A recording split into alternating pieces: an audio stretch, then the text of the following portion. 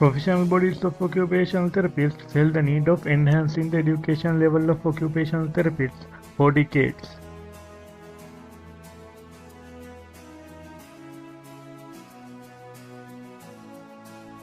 The aim was to initiate a bachelor's degree program in a local university.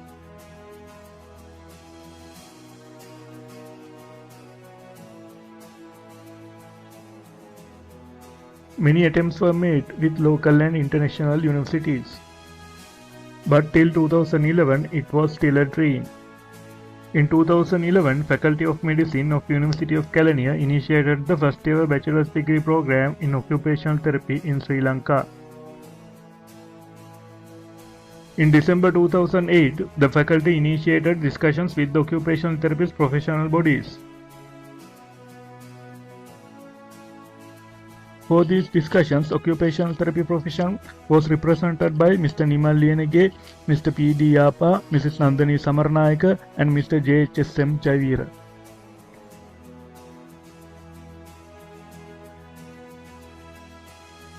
Mr. Nadaraja Tilipan, Mr. Ashoka Sanjeeva, and Mr. Suranga Malge have also attended as occupational therapists.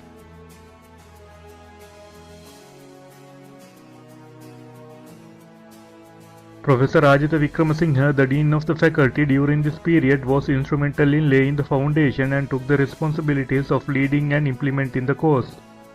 Then Professor Nilanthi De Silva, the present Dean of the faculty, was involved at this crucial stage and continued that process until it succeeded.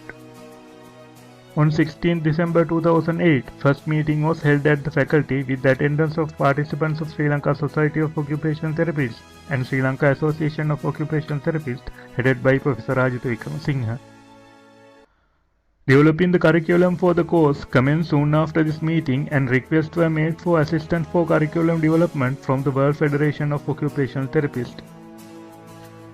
And it was followed by a very good response and cooperation from them. In March and April 2009, Professor Rajitha Vikramasinghe visited the School of Physiotherapy and Occupational Therapy to find out the available resources and possible assistance that could be obtained for this course. Volunteer Services Overseas also played a crucial role with providing the financial assistance for this process. Mrs. Anusha Thangakon and Mrs. Nandini Sevanesan from VSO played an important role from the initial stages of the program. On 10 July 2009, the steering committee was formed.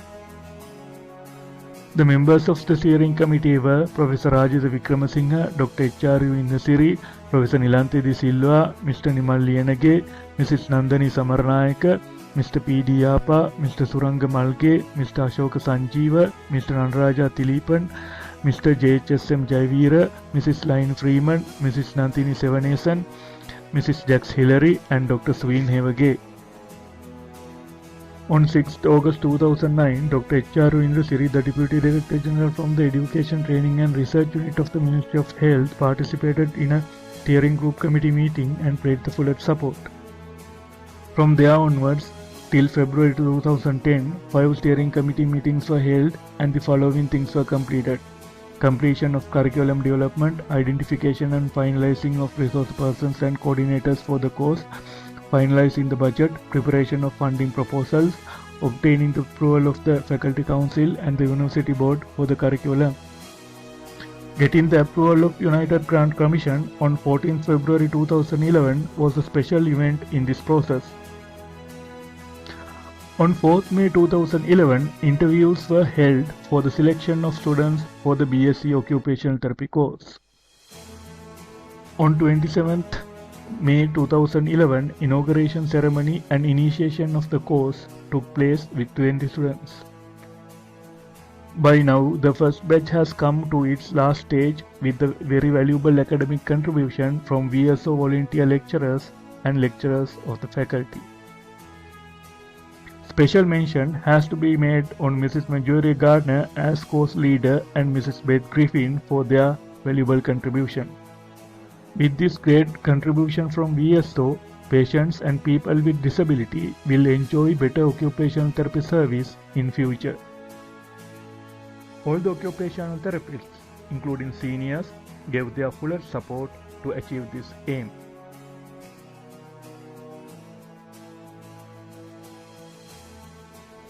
The whole process of success has a great and a very strong base. If not for Professor Ajitha Wickramasinghe and Professor Nilanthi De Silva, this whole process would not have been a success. It is a result of the farsightedness and the humanitarian vision of those two great educators who understood the contribution of occupational therapy for the advancement of health sector in Sri Lanka and needs of the patients and people with disabilities.